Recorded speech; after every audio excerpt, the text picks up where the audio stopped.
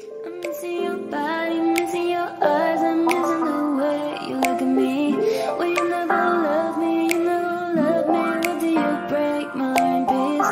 And I cry for your love, and I'm hearing your voice calling me one more time.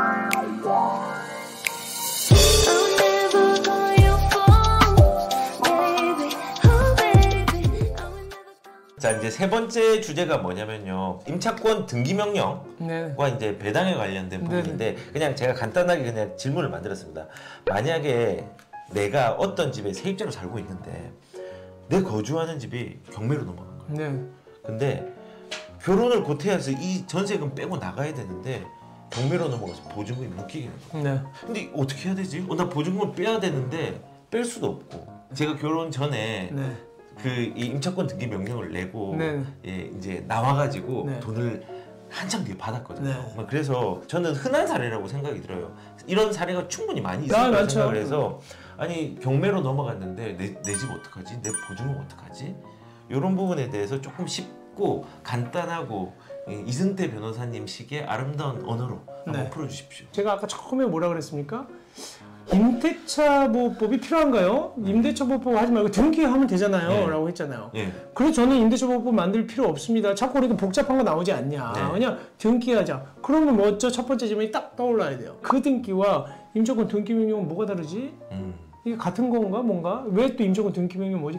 여러분들 임차권 등기명령 어떻게 알고 계세요? 임차권 등기명령이랑 뭐냐 하면, 제가 원래는 대항력, 그 전입신고하면서 주택을 인도받으면 대항력이 생기고, 그렇죠. 대항력이라고 하는 건 임대인, 집주인이 바뀌어도 내가 대항할 수 있다는 거예요. 그 다음에 또 하나는 확정일자 받으면 우선 변제권이 생긴다. 이게 바로 우선 변제권을, 그러니까 다른 채권자보다 먼저 변제받을 수 있는 권리가 생기는데, 이게 뭐다? 이거를 왜 만들었다? 등기를 하면 딱 해결이 되는데, 등기부등본에 임차권자 누구 이렇게 나오는데 등기를 안 해주니까 대항력과 우선 변제권이라는 걸 둔 거거든요. 순서도 등기권으로 정할 수 있고, 그렇죠. 대항할 수도 네네. 있고. 네. 근데 우리가 먼저 네. 집 살 때 먼저 등기부 때 보잖아요. 소유자가 누구다? 거기 저당권 있으면 은행에서 돈 빌렸구나. 그러면 여기 이 사람이 빚이 있는 사람이다 없는 사람 알잖아. 근데 거기는 원래는 임차권 이승태, 그 다음에 그 임대차 보증금 기간 얼마, 등기가 딱 돼 있으면 아 이게 3순위네? 그러면 이거 뭐 근저당권 있고 3순위 있으면 이거 뭐 볼 것도 없다. 이거 들어가면 손해봐. 이걸 알잖아. 네. 그걸 안 돼 있으니까 옛날에 84년도에 임대차 보호법을 만들면서 네. 거기다가 야 그러면 등기해 주는 건 집주인이 싫어하고, 그때 장소에는 임차권자 등기 안 해줬어요. 세입자. 그러니까 뭐 해준다고 생각하면 내 집에 기스난다고 생각했어. 그러니까 상처난다고. 그래서 대항력과 우선변제권을 대신 해준 거거든요. 근데 나중에 문제가 생기니까 지금은 이제 그러면 내가 만약에 임대차 계약이 끝났어. 끝나면 나는 딴 집으로 가야 되잖아요. 네. 근데 대항력하고 우선변제권을 두고 가면 나는 어떻게 해? 새로 들어가는 집에 전입신고를 못하면 거기에 대항력, 새로운 집에 대항력이 안 생기잖아요. 그러니까 몸은 하나인데 주민등록은 양쪽 중에 양쪽에 걸쳐 있을 수가 없잖아. 그렇죠. 새 집으로 가야 되는데 이 가뜩이나 열받아 죽겠는데 지금 임대인이 돈도 안 빼줘.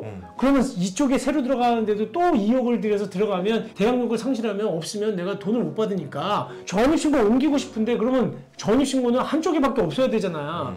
근데 이거를 그러면 양쪽에다 둘려니까 어떻게 해요? 몸은 가는데 등기는 안 가니까 등기명령을 해놓고 네가 살아. 등기부상에 네가 살고 난 나갈게 해요. 아니 이렇게 등기명령을 둬줬어요. 그러니까 뭐냐면 새 집으로 갈 때 나는 나가면서 여기다 등기명령 신청을 해서 임대차 계약이 종료될 때예요. 종료된 이후에 등기명령 신청을 하면 그 등기부에 나 대신 등기부에 적혀 있는 거야. 그러면 대항력이 유지되는 거예요. 맞아요. 그게 임차권 등기명령이거든요. 그러면 다시 앞으로 갑니다. 그러면 애초부터 그렇게 해야지.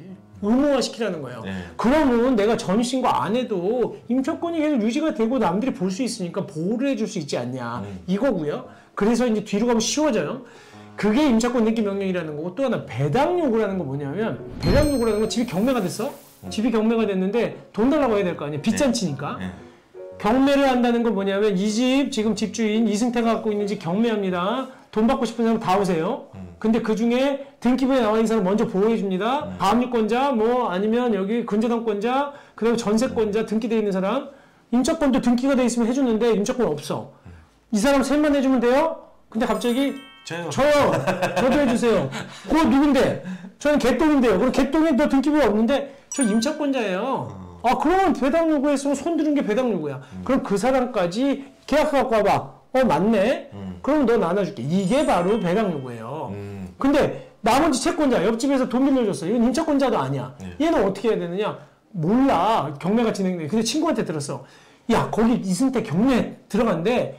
부랴부랴 가서 줘요 하고 해야 돼. 근데 판결문이 없어. 그러면 끝. 판결문이 없이 그냥 옛날 종이 쪼가리 하나 갖고 얘가 옛날에 저한테 줄 돈 있거든요. 저도 배당 요구하기에 그건 안 받아줘요. 왜냐하면 못 믿어 판사가. 빚을 갚은 건지 이 차용 중에 어떻게 알아? 그래서 배당 요구 못해요. 어떻게 해야 되느냐? 쉽다는 거야. 배당 요구는 다 제가 얘기 드렸고 그럼 배당 요구 언제부터 언제까지 하는 거냐 보고 갈게요. 배당 요구는 압류의 효력이 발생한 때, 그러니까 뭐냐면 경매합니다가 압류예요. 압류가 부동산에 대한 경매예요. 경매가 시작된다는 거를 임차인 그리고 채무자, 그 채무자라는 건 집주인입니다. 집주인이 송달을 받거나 아니면 등기가 된 때 중에 먼저 도래할 때 그때부터 배당 요구 종기, 배당 요구 손들어 돈 받을 사람, 빚잔치 할 사람들, 채권자들도 오세요라고 하는 종기, 12월 마지막 날 뭐 이렇게 정한 종기, 그거 누가 정하냐? 법원이 정해. 경매법원이 정하거든요. 그때까지 배당 요구를 해야 된다는 게 시기와 종기예요. 근데 여기다 하나 더 알려드리고 갈게요. 시기가 왜 경매 개시 결정 송달시와 등기시 둘 중 하나느냐? 이거는 먼저 도래한 때로 한 이유가 알려준 거면 된 거예요. 그러면 자 언제 하느냐? 무조건 등기가 된 것만 보세요. 임차권 등기를 하지 않은 임차인은 무조건 해야 돼요. 아까 그랬잖아요. 자, 무조건 저 돈 주셔야 돼요. 왜냐면 법원이 모르니까. 법원에서 집행관에 있는 집행관이 보니까 그 경매를 하는데 경매법원 판사가 딱 보니까 자 우리 아까 얘기한 것처럼 등기부에 있는 사람만 주면 되죠? 아니에요. 저도 임차권자예요. 모르니까 등기부에 안 나와 있으니까 무조건 대항력 여부를 불문하고 배당 요구를 해야 된다는 거예요. 배당 요구가 무조건 해야 돼요. 안 그러면 돈 못 받아. 그러니까 이게 증명이 안 되니까. 증명하면 배당 요구를 해서 임대차 보증을 못 받아요. 못 받아. 그러면 경매 개시 결정 전에 임차권 등기를 먼저 했어. 그러니까 임차권 등기 명령을 해놓고 내가 나갔는데 경매가 진행됐어. 그때는 해야 돼, 안 해야 돼? 그때는 배당 요구가 없어도 그냥. 그렇지. 그 이유가 외우지 말고요. 왜 되냐? 판사가 등기를 떼보니까 등기돼 있잖아. 전세권자처럼 똑같은 거야. 그래서 제가 등기를 해줘야 된다는 거예요. 그러니까 판사가 등기부에 이름 있는 사람은 배당 요구 안 해도 알아서 준다는 거야. 그 다음에 또 하나는 그러면 경매 개시 결정이 먼저 나온 다음에 그 다음에 그 등기한 사람은 어떻게 해야 되냐면 배당 요구를 해야 돼요. 왜냐하면 안 나와 있으니까. 이것도 안 아니 나와 있긴 한데 기준일이 언제라 그랬어? 경매 개시 결정일을 기준으로 보는 거예요. 그 앞에 것까지는 내가 알겠는데 나중에 한 거는 잘 모르겠으니까 너 배당 요구해라. 무슨 얘기인지 아시겠죠?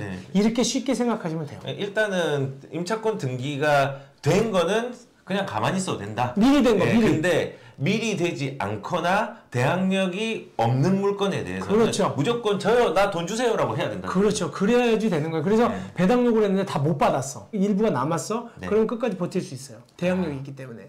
무슨 얘기인지 아시겠죠? 그래서 자기가 임대차 보증금을 다 받을 때까지는 남아있을 수가 있습니다. 근데 만약에 이거를 갖다가 잘못해가지고 만약에 이런 걸 질문하실 수 있거든요. 배당 요구 안 하면 어떻게 되나요? 거기 살고 있는 사람은 그 경우는 굉장히 복잡해져요. 선순위 권자가 누구냐? 경매를 진행하게 된 선순위 권자가 누구냐에 따라서 그때는 대항력을 상실하기도 하고 대항력을 유지하기도 합니다. 이 문제는 더 어려워요. 그러니까 일단은 배당 요구만 얘기하는 거예요. 배당 요구 무조건 먼저 내가 등기해놓고 나가 있는 사이, 등기가 그렇게 강력한 거예요. 등기가 돼 있는 이후에 경매 진행된 거는 그냥 가만히 있어도 돼요. 근데 등기가 없다. 그리고 경매가 먼저 진행됐다라고 하면 무조건 배당 요구하셔야 되는 거예요. 아시겠죠?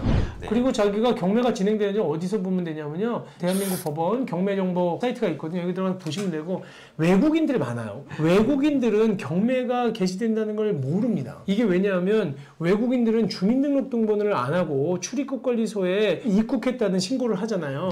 그 입국했다는 신고로 사실은 전입신고를 가름하는 거거든요. 근데 경매가 시작이 되면 경매법원에서 집행관이 가서 임차인들한테는 법률상 의무는 없지만 통지는 해줘요. 지금 임대차 경매 개시되니까 배당 요구도 하셔야 됩니다라고 쪽지를 주는데 그때는 전입세대 열람을 해서 그래요. 자치센터 가가지고 누가 살고 있는지. 근데 외국인들은 전입세대 열람을 해도 안 나와요. 전입세대.